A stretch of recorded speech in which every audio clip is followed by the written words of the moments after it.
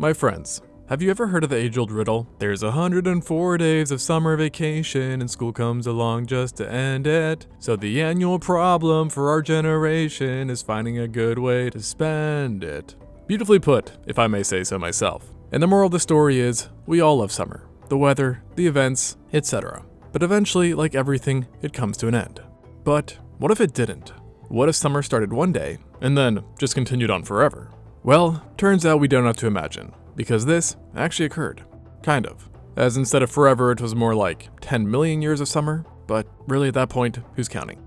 Now, you might be starting to feel a bit jelly at this moment for whoever had the luxury of experiencing never-ending warmth and sun. But be careful what you wish for, because this wasn't as paradisey as one might expect, especially seeing that this event went down during a time already kind of dubious to human life, and that was the good old Cretaceous. Now, this might confuse some people, because the Cretaceous, and even the Mesozoic as a whole, is known for having been much warmer than the present, anyways. But during this event, things got abnormally hot even for the dinosaurs, and this strange episode of time is now referred to as the Cretaceous Thermal Maximum, or as I like to call it, the longest summer in Earth's history. And though you may think the Cretaceous is synonymous with T-Rex, this all actually went down before the Rex was even a thought in evolution's eye, with the beginning of this story taking place about 100 million years ago at the onset of the late Cretaceous.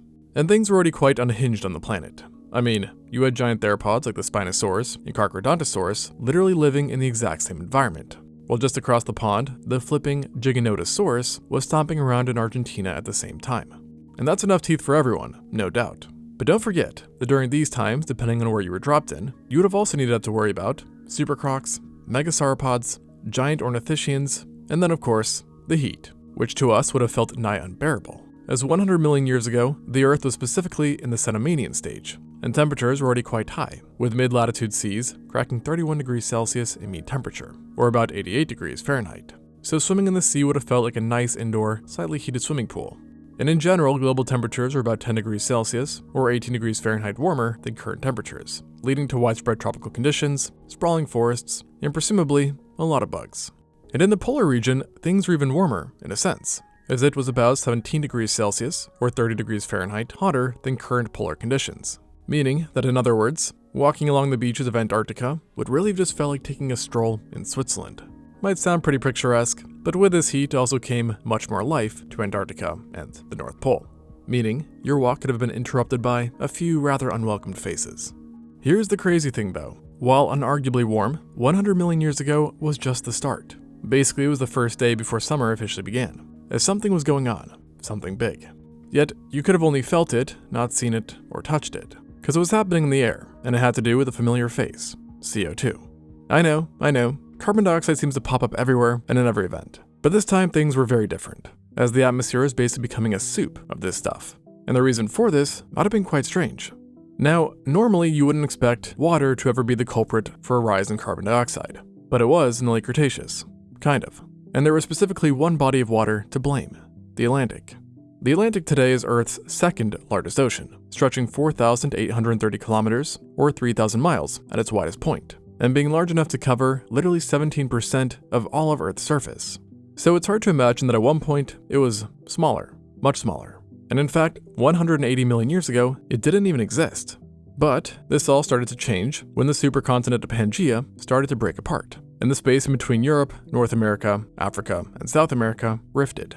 And in the space they left behind, water seeped in, creating the Atlantic Ocean. And while the process of its birth was stretched over millions and millions of years, it was still rather violent, in a sense, as its opening led to massive surges in earthquakes and underwater volcanism, drastically raising carbon dioxide levels, especially as the Cenomanian was coming to a close.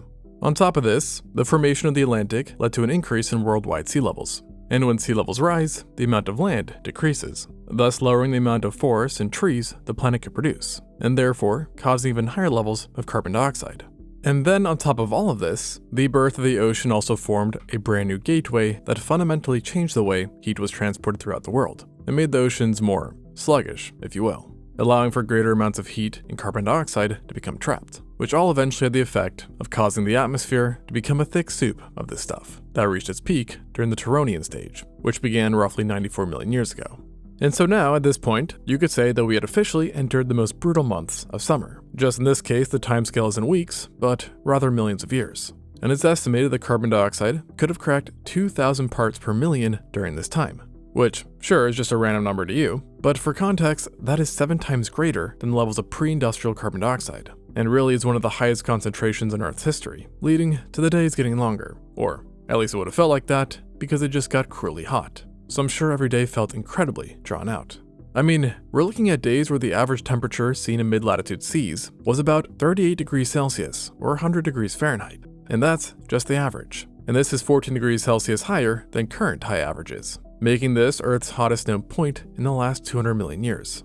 And as a result, even traveling to certain parts of Russia and Canada would present you with tropical conditions, while the poles themselves actually maintained warm temperate climates.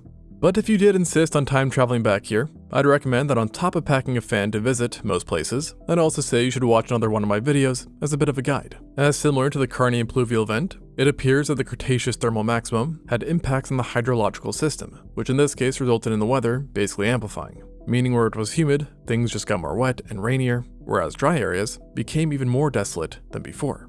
And something besides weather that was also a lot more extreme during the Turonian was simply geography, as the world was doing some trippy stuff.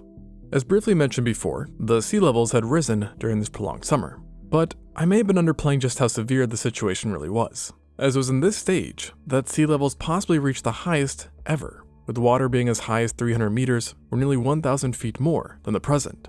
In other words, over 5 times greater than the height of the Leaning Tower of Pisa. And if something like that happened today, the world would look a bit like this, and humanity would be a-hurting. This astronomical difference in sea level, coupled with the position of Earth's tectonic plates, led to what I call fractured Earth, which I don't think is too hard to see when taking a look at this map, with the seas and oceans essentially marooning many parts of Earth, and creating various large inland seas that submerged much of the coasts and divided continents. Now, this abundance of warm, tropical seas and waters might get you thinking that maybe it's a better idea to man up and just face the dinosaurs of the Turonian. In other words, there ain't no way we should get in the water. But in reality, for a short time during the summer stint, you could actually say the world became slightly safer to be chilling in the water than on land. I know, not the usual. As it turns out that a summer on roids and a bunch of carbon dioxide, along with the changes to the ocean circulations, isn't exactly the best thing for marine life. You may be surprised to hear this, but we might actually have this event to thank for the lack of certain monstrosities in the water, as there were 2 very iconic groups of marine reptiles that had trouble enduring this mega summer.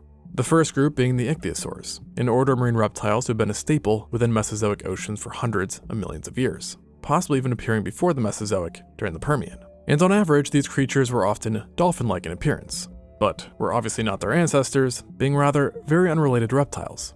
But like dolphins, they were hugely successful all over the world, expanding in just about every niche possible, while also hitting most size achievements too, with some being tiny and others being on the scale of large whales. Yet, size could not save them this time, as the changing climate and oceans led to a monumental fall-off for this order, as the shift in underwater environments proved catastrophic, which was definitely not helped by the fact that the ichthyosaurs were already struggling a bit beforehand, having already hit a plateau in diversity. And by the end of the summer, a 150 million-year-old reign had ended. And like I said, they were not the only icons to get permanently erased during these summer days, as another ill-fated group were arguably even more iconic during the later Mesozoic, and have been the undisputed apex predators of the oceans, the pliosaurs. Now these guys were essentially living swimming giant rowboats, except with massive skulls filled with some of the gnarliest teeth you could find on the entire planet. And for millions of years, they had some of the most efficient killers ever seen, being capable of taking out just about anything that they caught, and were in fact so dominating that they even restricted the success of what we now consider the scariest animals in the ocean, sharks. But just like the ichthyosaurs, it seems like too much summer wasn't all too great for the pliosaurs, and they slowly withered as a group, becoming less diverse and smaller until there were simply none left. Possibly a combination of the changing ecosystems, and maybe the fact that one of their main food sources, the ichthyosaurs, were obviously going extinct as well. But before you grab your swimsuits and take a jump into these warm waters, expecting it to be completely safe, I must warn you, because the Cretaceous thermal maximum may have burnt some marine animals, no pun intended, but it failed to phase others. In fact, one group of thalassophobia-inducing creatures may even have this event to thank for their eventual comeback, and that would of course be the sharks I just mentioned. It may be hard to imagine this because of how scary they are now, but at one point, namely before the thermal maximum, this lot hadn't been doing too well, bowing down to not only the pliosaurs, but also others. Yet, the long summer lended them a merciful hand, reducing competition and therefore increasing their overall diversity. And unfortunately, it also seems like sharks were seriously hitting the gym at this point too, bulking up to sizes not seen in close to 100 million years before the Cretaceous. And this in turn led to things like the Cardabiodon, a type of mackerel shark that prowled the waters near and around Australia, North America, England, and Kazakhstan. And it was probably one of the first sharks to become an apex predator in those days, and fully matured individuals would have reached up to 5.5 meters or 18 feet in length, similar to a large great white. And not only was it similar in size, it actually kind of looked like one too, possessing a similar body shape, with the main difference being that it had a stubbier head and different teeth, which by the way were still very, very lethal, being razor sharp and robust, which is believed to have allowed it to tackle a range of plesiosaurs and other marine reptiles. Ironically though, while swimming into the sky would spell trouble, it wasn't actually the biggest fry around. No, that title went to the Cretidus, a relatively unknown shark that was actually one of the largest to have ever lived, period.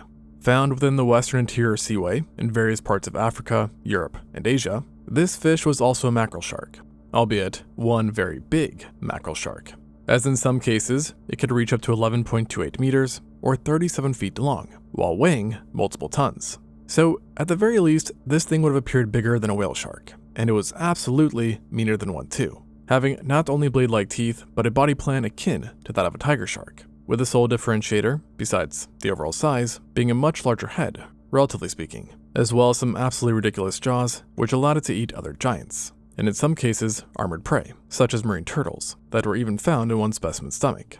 And actually, speaking of turtles, this seems to be another group that benefited from the thermal maximum, leading to multiple species whose shells alone were longer than the average NBA player. And stepping back into the thalassophobia area once more, we absolutely cannot forget the Cretoxorhina, a legendary menace of the western interior seaway that popped up around this time as well. And then we also have the less scary, but more off-putting, Aquila lamna, which was also a shark, even though yes, that's hard to believe, seeing those unusual wing-like fins that aided in underwater propulsion.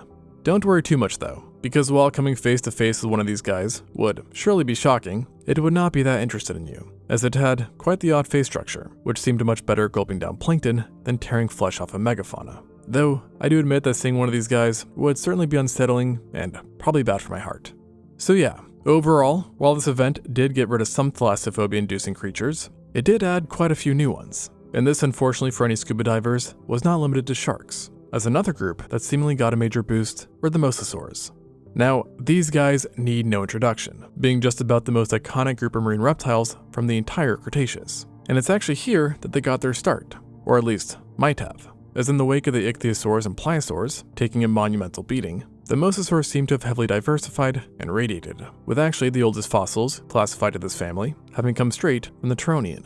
But unlike some groups, it wouldn't take these guys a long time to get moving, and during the Cretaceous thermal maximum, you would have already needed to watch out for multiple early Mosasaurs. Some would have been able to nibble on you, like the tiny Dallosaurus, or slightly larger, Cerebasaurus, but then there were a few that could have actually caused some serious damage, like for example the Tethosaurus, a member that was about as long as a bull shark and had a mouth filled with nasty, nasty teeth. And though it was indeed a mosasaur, you might have mistaken it for an oversized, hungry, strange Komodo dragon, given its limbs. Not as if it would really make a difference though, in terms of what would happen if you swam into one. However, while this guy was certainly scary, we are still in the minor leagues, so you could say, as there was also the Jaguarosaurus and Ankylosaurus, two mosasaurs that cracked 3 meters or 10 feet long. And actually, the Jaguarosaurus, based on recent finds, might have even measured a massive 9 meters or nearly 30 feet. A whole lot of reptile. But before you freak out too much, you can take solace in the fact that it did have quite an agile and slender build, compared to later mosasaurs of similar length.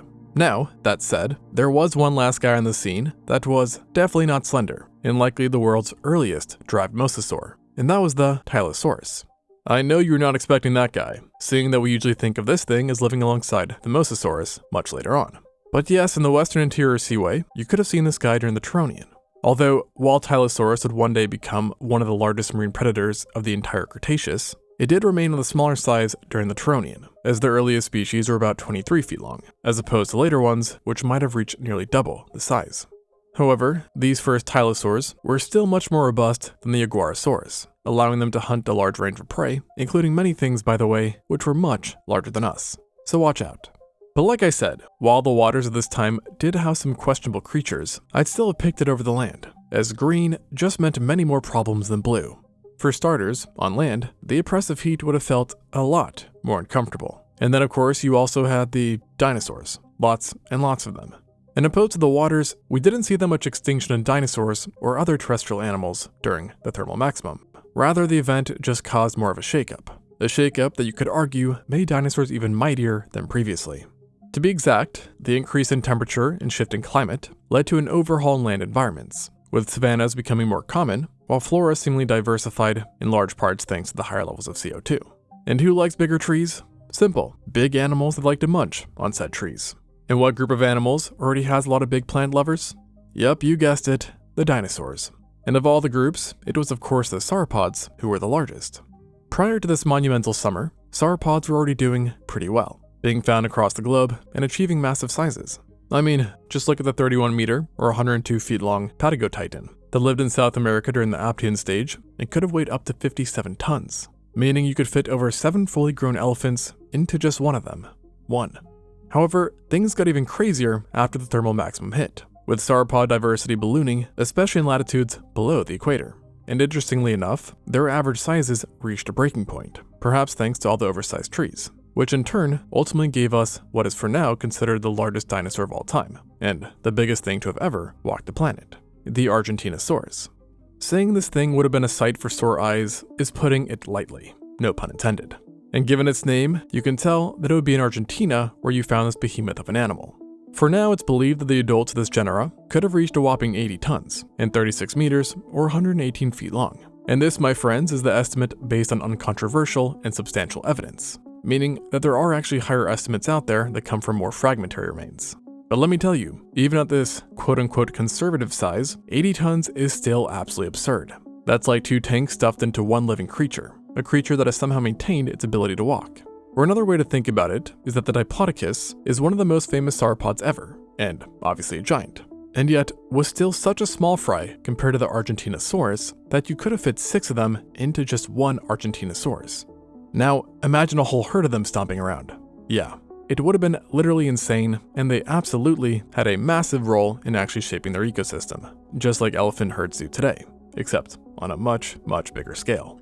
However, ultimately, while the largest, the Argentinosaurus was just one of numerous sauropods that occupied the planet and benefited from the thermal maximum, with multiple being known from Australia, Asia, and others that lived alongside the Argentinosaurus in South America. Yet, admittedly, none really came close to rivaling this guy in size. But overall, still a good time to be a sauropod, and like I said, the diversity shot through the roof. But with that said, some bad news tied to this was that their increase in diversity also increased the diversity of what might have eaten sauropods. In other words, theropods, as they too experienced an increase in diversity in lower latitudes, resulting in some pretty ferocious faces. I mean, just in Argentina alone, there was not just 1, but 3 very large theropods that stalked the lands, all being Carcharodontosaurids, a vicious family of theropods with unusually very sharp, highly serrated teeth that could cause catastrophic bleeding and tissue damage. And the 3 defined genera that I'm referring to was the Mapasaurus, Meraxes, and Taravenator, all being well over 4 tons and making each of them more than 4 times the size of the maximum recorded polar bear. And that's just the minimum, as the Mapasaurus and Taravenator could both be closer to 6 tons and measure 12.6 meters or 41 feet long, making them both among the largest theropods ever discovered. And it was these guys that might have been the hunters of the largest animals to ever walk, even possibly in some cases utilizing pack hunting, as there has been some evidence of large Carcharodontosaurids being excavated in multiple numbers. Although, even if this was the case, researchers still think that a healthy, fully adult Argentinosaurus was probably too much of a mouthful for any predator. One thing I can say for sure though, is that I would not want to be around any of these guys, and by extension, prehistoric Argentina. And that's all before considering the fact that there was still a plethora of other theropods that would have absolutely loved to snack on you. And this included a 6 meter or 20 foot long megaraptoran dubbed the Aeonaraptor. And by now you should know that this spelled trouble, as this kind of theropod killed in just about the worst way possible, likely skewering prey with their massive frontal claws and then eating it like a shish kebab. And given its size, it definitely had no problem in lifting up human-sized creatures. To go along with this, abelisaurs seem to be thriving in the area as well, being represented by 3 different kinds: the Tralcosaurus, Elocalacia, and Scorpiovenator. And get this, all 3 of these abelisaurs were similar in size to the Megaraptoran, being about 20 feet or 6 meters long, but were a bit lighter, coming in at just under 1 ton. And they also, of course, lacked those giant arms and claws, instead actually having what looked like sausages for hands. But before you dare laugh at them, keep in mind you do not need arms to be highly lethal, and each possessed a robust, shortened head that is attached to powerful neck muscles and adorned with wrinkled and serrated teeth, which all combined resulted in a very effective bite and hold tactic, which they used to subdue prey, with some studies even suggesting that this family evolved their odd shapes and traits, partly due to specializing in hunting sauropods. And they, along with the Carcharodontosaurs, do seem to have been the trendy theropods during this summer stint, being found in most locations, even outside of South America. Yet, thankfully their size and diversity, just like the sauropods, was a bit lessened once you left the continent, possibly the result of South America's specific latitude. However, what did seem to be missing from the south that was thriving elsewhere was 2 other groups of theropods, strange ones at that, as I am talking about Therizinosaurs and Oviraptorans. Now, both groups had already long existed by this point, but each experienced a boost of sorts during the Turonian. For the Therizinosaurs, this is mainly reflected through the number of existing genera, with multiple kinds living at the same time, including the Nothronicus and Stegnosaurus. It was actually a rather large Therizinosaur that could crack 4 metric tons, making it larger than even Allosaurus.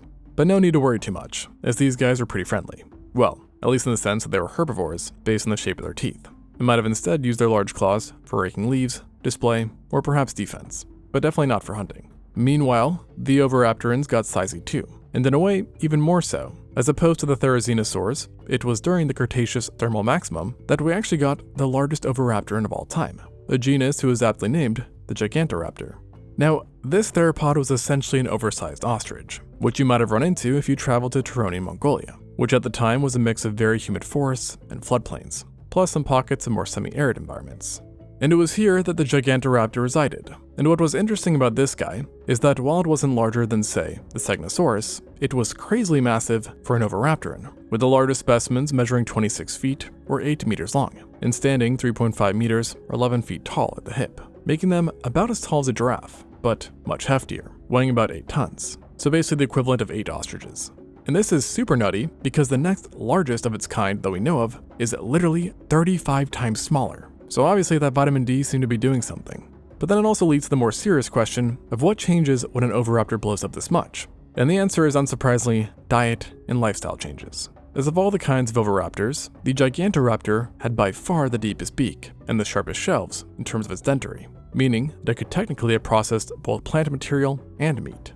And then when you add in the fact that given its large size and therefore high energy needs, it's presumed that this guy would have actually been an omnivore that specifically was more generalistic in nature, eating just about whatever it could take down, moving or not, which played quite well into its environments, seeing that the environments was, like I said, a mix of different biomes, and therefore there could have been many different snacks to choose from. So overall, clearly theropods did quite well for themselves during the thermal maximum, and even tyrannosauroids could be found worldwide. Although, at this time, they did remain mainly small predators, for the time being. However, we can't forget that along with sauropods and theropods, you also had Ornithischians. I mean, these guys were everywhere, and they too were majorly impacted by the new heat and changes the world saw. Now what is quite interesting about them is that while theropods did see increased diversity where sauropods were found, it was actually with Ornithischians that theropods had an even stronger correlation, especially in the northern hemisphere, where both groups had massive spikes in the number of species, whereas sauropods did weaker up here. In the case of the Ornithischians, this resulted in a plethora of new ankylosaurs, ceratopsians, and of course hadrosaurs sprouting up. Asia in particular seemed to be quite the hotspot, no pun intended. And we see that within the Gigantoraptor's environment and surrounding areas, that a multitude of other dinosaurs lived, such as the Bactosaurus, Gilmoriosaurus, and while in China, multiple Ankylosaurinae and ceratops were found, similar to the situation in North America. And so, overall, I think it's pretty safe to say that this extended summer ended up playing a huge role in the evolution of dinosaurs, and really, life on Earth in general. So the next time that you hope summer never ends, maybe ponder if that's really what you want. Thanks for watching, and until next time, on ExtinctZoo.